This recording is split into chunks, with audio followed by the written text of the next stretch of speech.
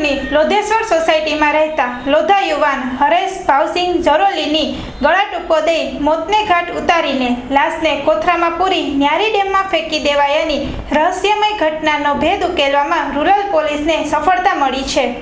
આ અંગેની મળતી માહિતી મુજબ પરિવારજનોએ હરેશ જરોલીને એક બે મહિલાઓના સતત મોબાઈલ ફોન આવતા હોવાની વાત કરતા આ મર્ડરમાં સ્ત્રી પાત્ર કારણભૂત હોવાની શંકાએ પોલીસને તપાસનો ધમધમાટ શરૂ કર્યો હતો। પોલીસ પૂછતાછમાં મૃતક હરેશની 10 વર્ષની પુત્રી નેહાએ જણાવ્યું હતું કે તેના પિતાને રીટા પટેલ સાથે આદા સંબંધ હતા અને 5 વખત તે પિતા સાથે પટેલ મહિલાના ઘરે પણ ગઈ હતી।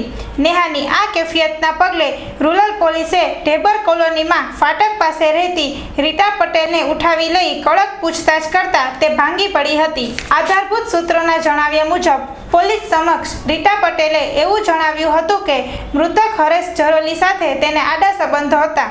જોકે બાદમાં હરેશ જરોલી અવારનવાર અને ગમે ત્યારે આડા સંબંધો બાંધવા માટે દબાણ કરતો હોય તે કંટાળી ગઈ હતી અને હરેશના ત્રાસમાંથી છૂટવા પતાવી દેવાનો પ્લાન ઘડ્યો હતો। પ્રેમિકા રીટા પટેલે મૃતક હરેશ જરોલીની તેના ઘરે સરપ્રાઈઝ આપવાને બોલાવ્યો હતો। બાદમાં હરેશની આંખો પર પટ્ટી બાંધીને પૂર્વ પ્લાન મુજબ રીટા પટેલ તથા તેની સખી કિરણે હરેશને ગળા ટૂંકો આપી દઈ લાશ કોથળામાં પેક કરી ન્યારી ડેમમાં ફેંકી દીધાની કબૂલાત આપી હતી। અહેવાલ નિખિલ ગોંડલિયા, 7 ન્યૂઝ, રાજકોટ।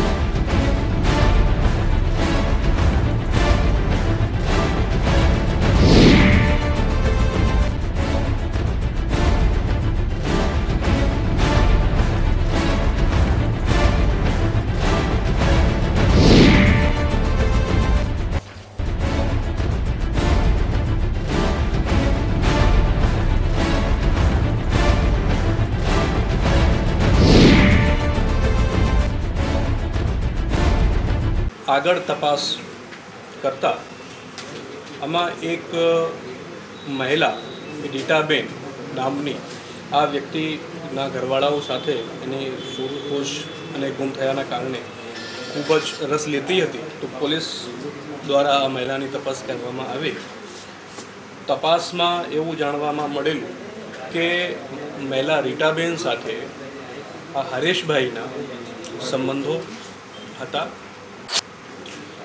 અને આ હરેશભાઈ આ મહિલા સાથેના એક બીજા મિત્ર દિનેશ ડાંગર સાથેના સંબંધોના આધારે બ્લેકમેલ કરીને એના સાથે ધરાર સંબંધો બનાવતા હતા, જેના લીધે આ ભાઈને જે ગમતું ન હતું અને આ ભાઈ સાથેના સંબંધોથી છુટકારા માંગતા હતા। જે અનુસંધાને રીટાબેને પોતાની એક બહેનપણી કિરણબેન રહે સરબદલ તાલુકા પડધરી જિલ્લો રાજકોટ વાડીના સાથે કાવતરું રચી હરેશભાઈને પોતાના ઘરે બોલાવી અને એને સરપ્રાઈઝ આપવું છે એમ કહી આંખો ઉપર પટ્ટી બાંધી પોતાના બેડરૂમના દરવાજાના વેન્ટિલેટરની ગ્રીલમાંથી અગાઉથી જ એક નાયલોનની દોરીમાં ફાંસીનો ફંદો બનાવીને રાખેલ હતું,